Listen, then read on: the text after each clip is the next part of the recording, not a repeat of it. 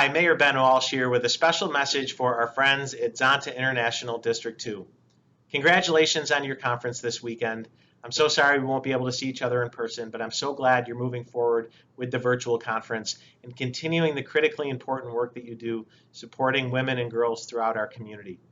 I'm the proud father of two young girls myself, and it's so important that they have the support and the resources they need to be successful in their lives. We have a vision at the City of Syracuse, which is to be a growing city that embraces diversity and creates opportunity for all. And I'm so grateful for everyone involved in Zonta that you are helping us move closer towards our vision. Hope you have a great conference, and I hope maybe we can see each other in person again next year. Take care.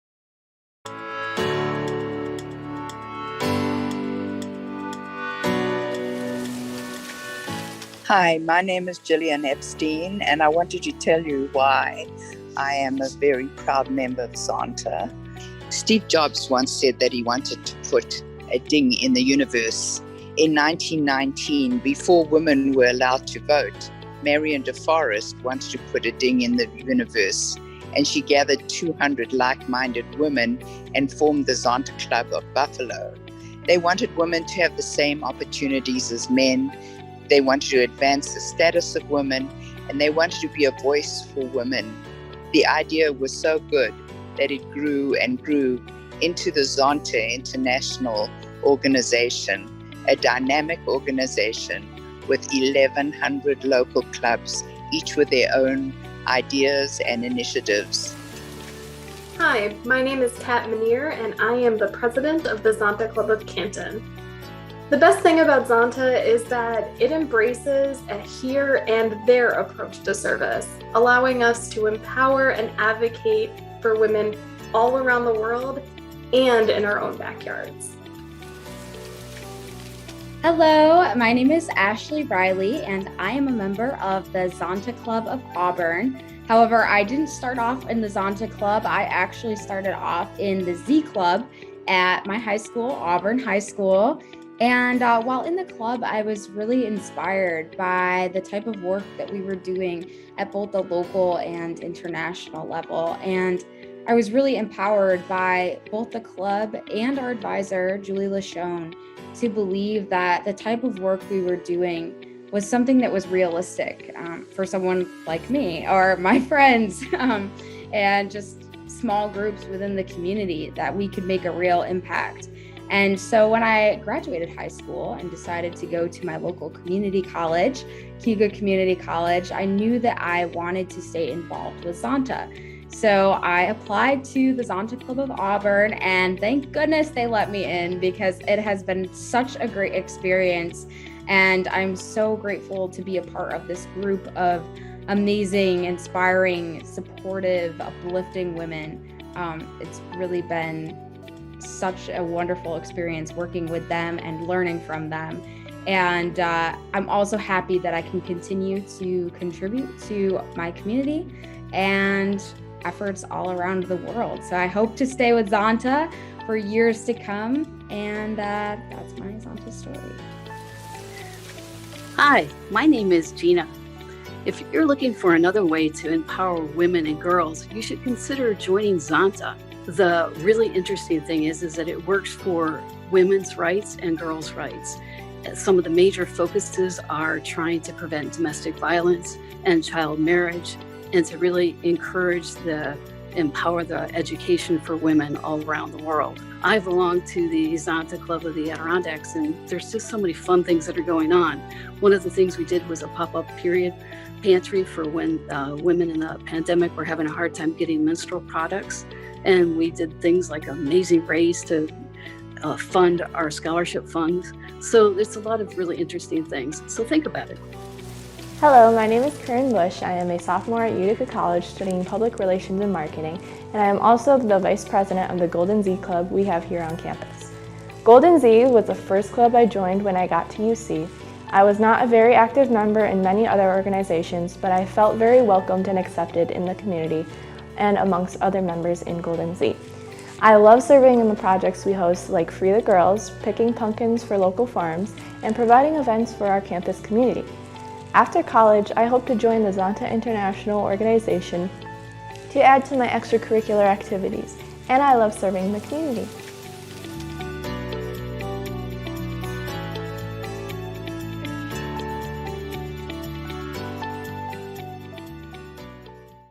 Hello, I'm Teresa Harris, the governor of Zonta District 2. I have the privilege of connecting Zonta International to the 21 and growing clubs in our district, where each club member is a global citizen with purpose, each doing what they can to make somebody else's life a little better. Zonta's mission is to empower women worldwide through service and advocacy. I'm proud of the work our local clubs do for the safety, health, and education of women and girls. We envision a world where women's rights are human rights, where women are proportionately represented in decision-making positions, and where no woman lives in fear of violence. Clubs also raise funds for Zonta International to do the same work globally through their partnership with the United Nations. One advocacy action that we've been working on is ending child marriage. Yes, in 12 countries, including Bangladesh, Ethiopia, Ghana, Uganda, and Yemen, but also in the United States of America. Recently, the state of New York became the 6th state in the Union to ban child marriage. Only 44 more to go. At Zonta, we try to close the gender gap in education by providing funding opportunities for women and girls. And District 2 rewards teens of all genders who provide community service. I'd like you to meet Zonta International President Sharon Langenbeck and hear her story. Hello, I'm Sharon Langenbeck. It is an honor for me to be president of Zonta International and its foundation for the 2020-2022 biennium. I was born and raised in St. Louis, Missouri, the heartland of the United States and the gateway to the West. After graduating from high school, I went to the University of Missouri-Columbia to begin my college education. In 1971, I walked up the steps of the engineering building for the first time as a student in the Department of Mechanical and Aerospace Engineering. At that time, there were only 13 women out of about 1,500 students in the College of Engineering, and I was the only woman in mechanical and aerospace engineering, so I rarely had a class with another woman. I understood early on that education was key to self-reliance, and engineering gave me that opportunity. I still firmly believe that education is that key to self-reliance. In 1974, I received my bachelor's degree, and in 1976, my master's. I continued in the Department of Mechanical and Aerospace Engineering for my doctorate, and it was at that time that my journey with Zonta began. I was walking down the halls of the university building, and a professor said, "I have this application for a Zonta International Amelia Earhart Fellowship." And I applied, and I won the fellowship in 1977 for $4,000. The second year I could apply in 1978, and I got a second award. Those fellowships were essential for me to complete my doctorate. After graduating in 1979, I moved to California to begin my career at the Research Center of Lockheed California Company. At that time, the Lockheed California Company was about 25,000 employees, and I was the first woman employed with a technical doctorate degree. It was also in 1979 that I became a member of the relatively new Zonta Club of Santa Clarita Valley. I wanted to give back to Zonta for helping me. And Zonta understands the importance of education, and that is one reason that I immediately joined Zonta after graduating, just 3 months. I have been a member for 41 years. After 11 years at Lockheed, I left and I went to the NASA Jet Propulsion Laboratory. While I wasn't the first woman with a technical doctorate at the Jet Propulsion Laboratory, I was the first woman to hold key managerial positions. At the beginning of Zonta's next biennium, the start of Zonta's second century, Beginnings mean opportunities. Opportunities to give women and girls the financial independence and self-reliance. One of the most important keys to our success is education. Because I was a trailblazer for women in my field, I have mentored young women in engineering and helped them with their career paths. All of you can mentor. Whenever possible, you should be helping the next generation. Each of you have that ability. So what does education mean to you as an individual? Think about it. How can you help? I look forward to working with all of you as we work to fulfill Zonta's mission to eliminate violence against women and girls and provide education opportunities in underdeveloped countries. Thank you so much for your support. Soon, Zonta clubs all over the globe will put the ACT in activism. This kicks off on the 25th of November, which is the International Day for the Elimination of Violence Against Women, and runs through the 10th of December, which happens to be Human Rights Day. Our voices are louder when we raise them together. Why not join us for 16 days of activism? Find out how you can make a difference by going to zonta.org and locate a club near you, or start a club near you. Our voices are louder when we raise them together.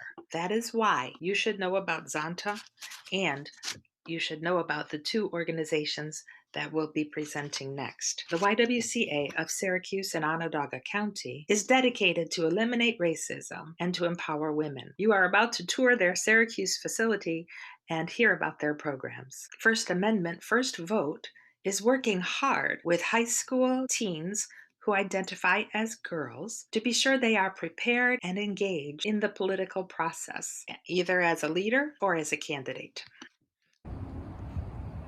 Hola, hello. I am Fanny Villarreal and I'm the Executive Director of the YWCA. What a beautiful day for being with all of you. Thank you for being there.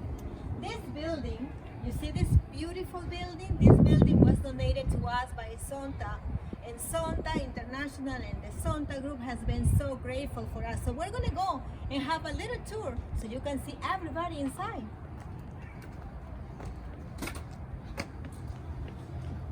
And this is Vanessa, and Vanessa works for the girls in YWCA. And here we come. We're gonna come this way so you can see the entire building. Because the building, it used to be a church. Just in case if you don't know, this used to be a Presbyterian church where they have a lot of different rooms. This is our gym, where our girls participate in basketball and in different programs. We have the holiday party, we set up a lot of different tables, and actually the Zonta group comes and help us to provide a dinner, flowers, and gift for the girls. So thank you very much for that. We're gonna go this way now. This is mainly where the offices are. This is my office with a lot of different stuff. This is the Development Director office. This is the office where Sue, our accountant, and Heather share. Say hello. And then if we keep going, we're gonna go to a little kitchenette, which is this one. And then we're gonna go over here, David's office. And David is the Soccer for Success manager.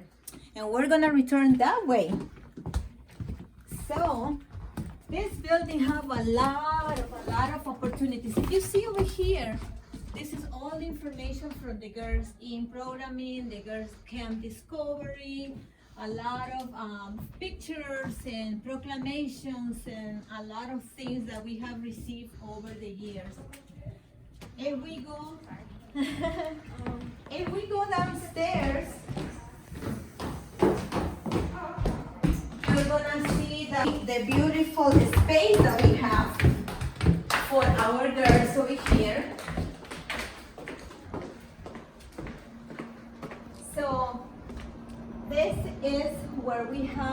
girls summer program, but also the after school program. This over here, that you see over here, there are brand new computers, chairs, and everything that we received through Google grant. And over here is our arts and craft room. Check it out, it's really cool. Check it out, check it out.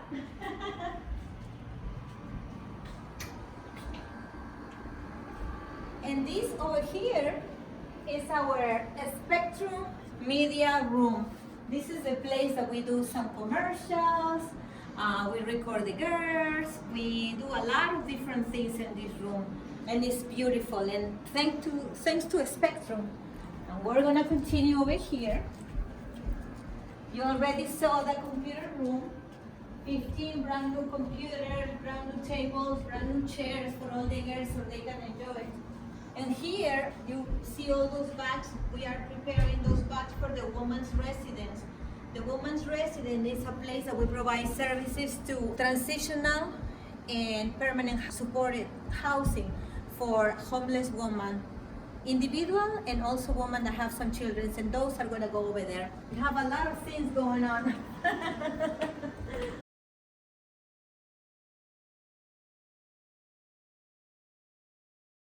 And now we're gonna go to the second floor. We've just been in the basement. It's a great exercise. Going up and down the stairs is a great exercise over here.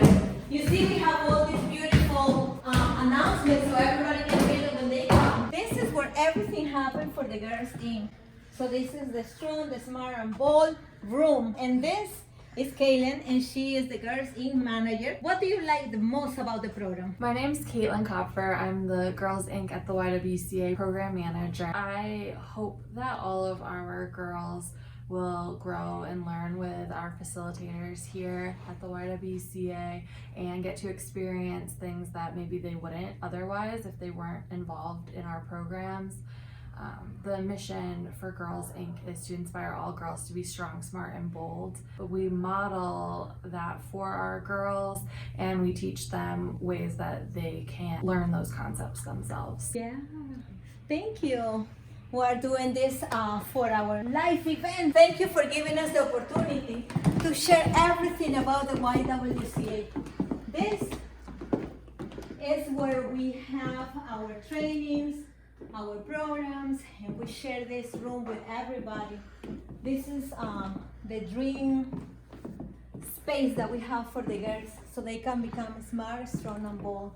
We have a beautiful kitchen over here, which is where we have cooking classes, baking classes, everything that you can imagine. During the summer, we have an awesome opportunity for them to learn, not only to learn about the cooking, but also to learn about the different countries. So they were traveling from, for example, to Puerto Rico, so they learned how to do arroz con gandules. Or they were traveling to France, so they were learning how to do onion soup. So it was an amazing opportunity, and this kitchen is actually a commercial kitchen. So we are blessed to have all these opportunities. And now, the mission of the YWCA is to eliminate racism, empowering women and girls, and promote peace, justice, equity, and freedom for all. And because of that, we have a lot of different programming, but we have 3 major programs that we are going to be talking about. Number 1, the Women's Residence. Number 2, the Soccer for Success. And number 3, the Girls Inc. at the YWCA. So stay tuned, don't go nowhere. Coming up, programs. Hi, this is David Pittman. I'm the Youth Sports Program Manager here at the YWCA. I oversee the Soccer for Success program and our Urban Soccer Development program. Soccer for Success is a free after-school program dedicated to providing kids opportunities to play soccer while learning important life skills. Our Urban Soccer Development program provides kids the opportunity to play in competitive leagues around the Syracuse area. Together with these programs, we partner with more than 15 organizations in the city of Syracuse. Hello, my name is Nora Putman, and I work as a program director at the YWCA Women's Residence. Let me tell you today what the job what I am invested in. I love my job, and the reason why I love my job so much is because we work for the enhancement of women. Every day, our staff is committed to work for each woman that is being less lucky than us, and they are in the streets. Our goal is to provide homes for all these women. They don't have one. Our goal is to provide education, skills, and make sure there are less women in the street now. We love our job. All of us love our job and what we do. Thank you. And now we're in my office. As you can see, my office has a lot of different things on the walls, cards, posters, and all of that has been given to me, and all of that have a lot of different meanings. There is for every single person that has given me a card or a poster or a frame, I'll put it all around here because that is me. That means a lot to me. Also, I just want to mention that as you can see from our managers from the different programs, you know that the programs that we have at the YWCA are based on our mission. So that's one of the things that we're proud of. In closing, what I would love to do is I would love to invite you to come and support us this coming Monday, October 18 at 10 a.m., where we're going to have a joint proclamation by Mayor Ben Walsh and County Executive Ryan McMahon, 10 a.m. City Hall atrium. This is going to be the joint proclamation for the Week Without Violence in conjunction with the class of Syracuse University numero 221. So I have 7 outstanding girls that has been working with me and putting together this event. So this is their project, and YWCA and SU are bringing for you the Week Without Violence. Another event that is coming up, and I would love for you to support us, is the Spirit of the American Woman, where we celebrate the girls from the YWCA as well as the women's residents participants.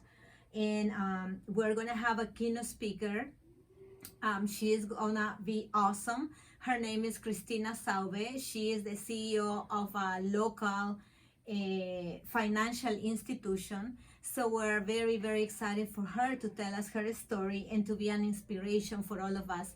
This is gonna be taking place on November 18 at Drumlins from 5:30 to 7:30 p.m. So I hope to see you there, and thank you so very much for coming today, getting to know the YWCA, getting to know our mission, which is very important. Remember, the mission of the YWCA is empowering women and girls, eliminating racism, and promote peace, justice, equity, and freedom for all, so we can create an awesome, beautiful community. God bless you all, and thank you for being here.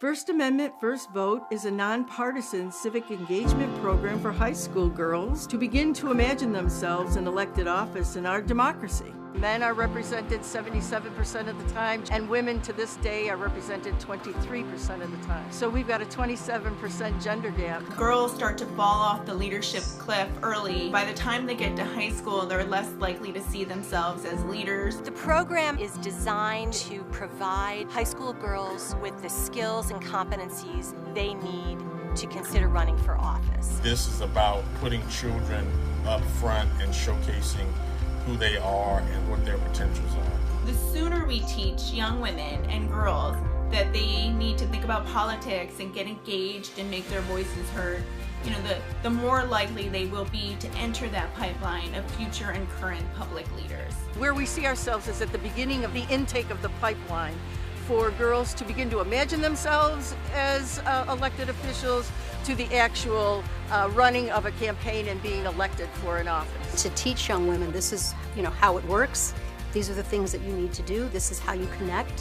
What's involved in running for office? How old do you have to be to run for office? Do you have to know how to fundraise? Well, how do you fundraise? What does a campaign manager do? How do you use social media effectively? I tell them what the program's about, and I look for a little spark. After the 2016 election, I got into activism. I'm very vocal about my opinions and what I believe in. These are all like strong, empowered young women that I have something in common with. There's a process of really learning the history, learning the language, seeing the actual people who do it. We met with local officials and we talked to them about their journeys. Seeing other people that had made it made me realize that I have a voice and I can use it. When I watched the girls speaking to the officials at the roundtables, you could really see that their eyes light up. It was very interesting to hear where they all came from and how they started. Interacting with current and past elected officials has been instrumental in helping the girls realize and visualize, I can do this too. I felt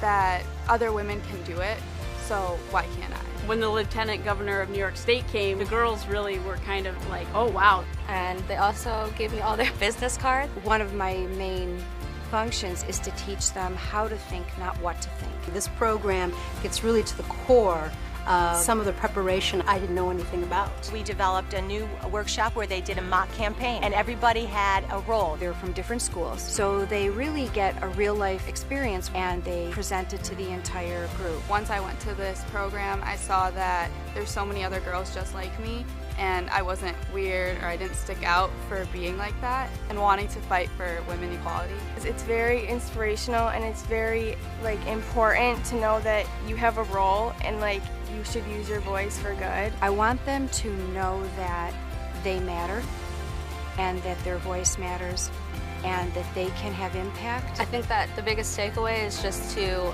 have confidence in yourself and just pursue your dream.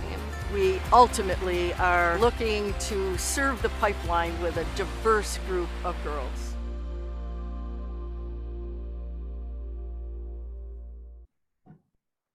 Hello, I'm Melina. Good to be with you all.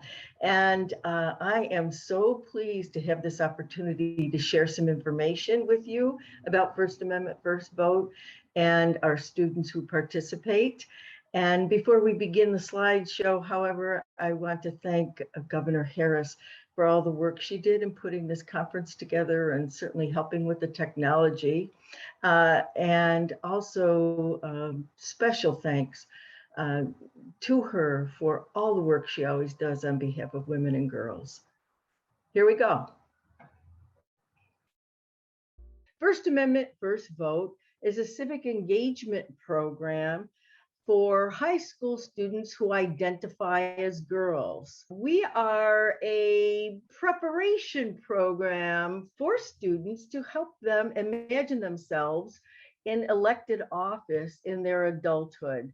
The purpose of our program is to address the overrepresentation of males in elected office and in government-related positions.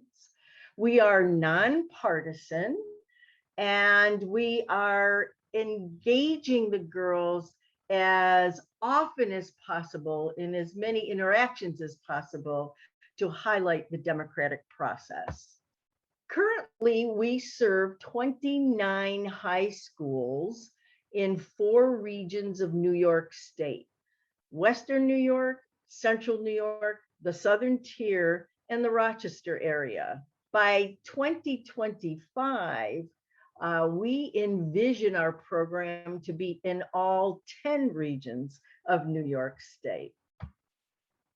The program covers the impact of our foremothers, dating back actually to the influence of the Haudenosaunee women and clan mothers, to the early suffragists, to all of the women and girls who lead today's activism around equal rights and women's rights.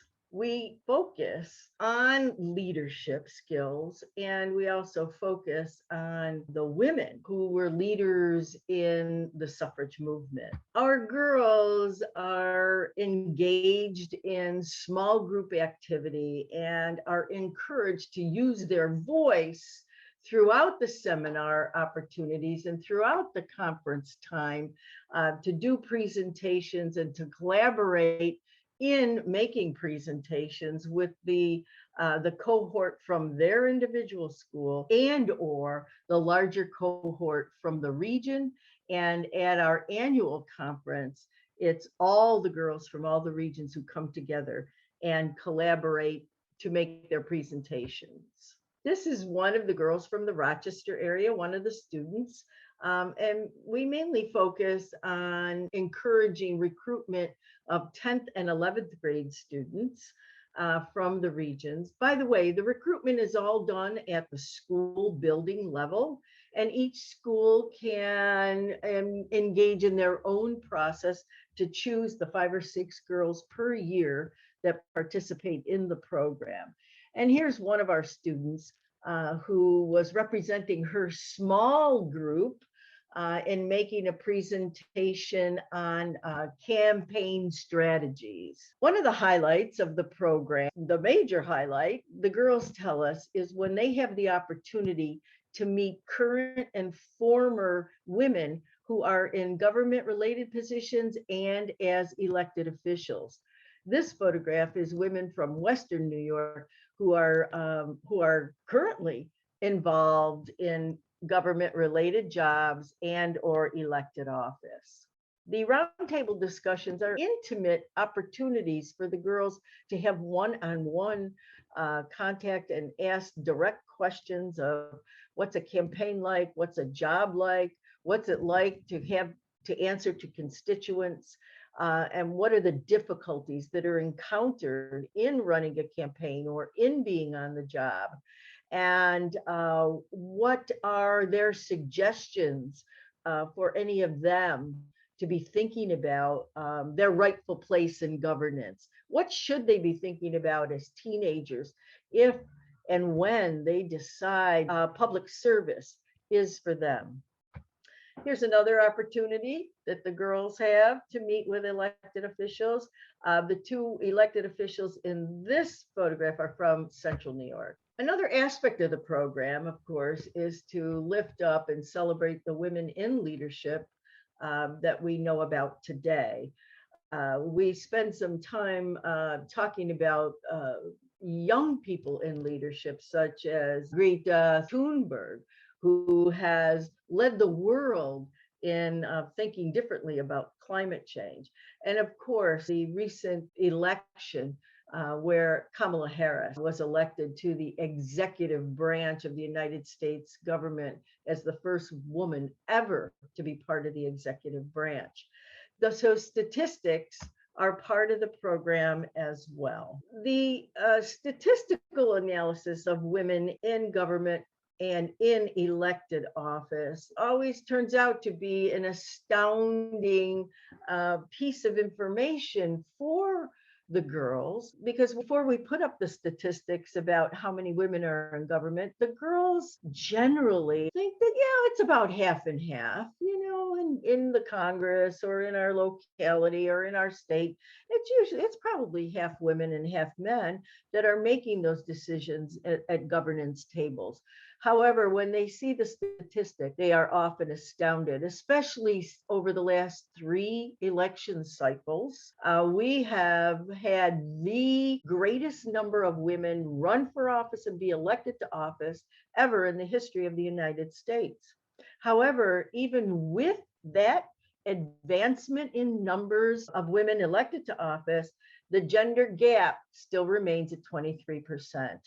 So currently, as of today, in our US Congress, males are overrepresented over women in office. The Congress is made up of 73% men and 27% women. And in order for there to be gender parity, which is what our goal is sometime in the future as a result of this program, we have another 23% as a gender gap to fill with women taking their rightful place at governance tables. And this sentence says it all. First Amendment, first vote seeks to eliminate over-representation by males in elected office. And another way to say that is that the gender gap remains at 23%.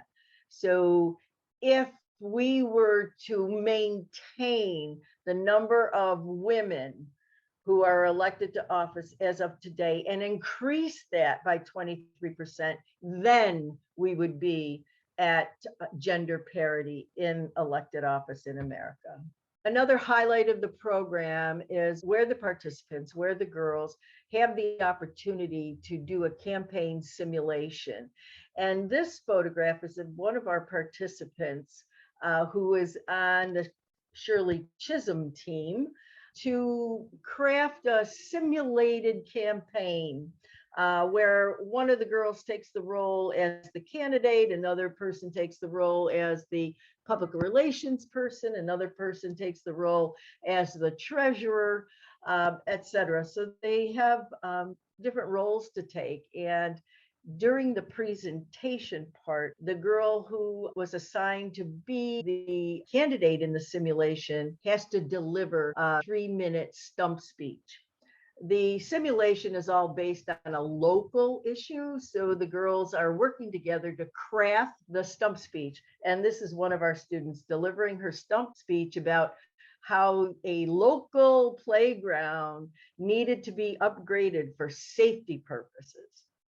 This photograph was taken in Seneca Falls outside the visitor center at the at the Women's Rights National Historical Park, where the Declaration of Sentiments is the highlighted document.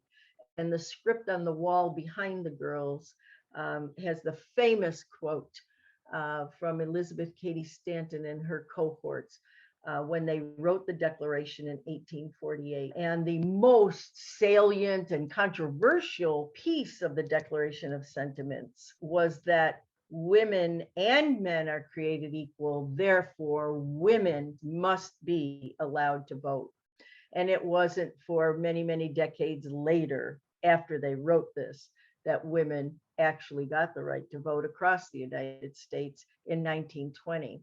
And as we know now, it certainly wasn't all women, because there were voter hurdles and voter blockades against many groups of women in the country.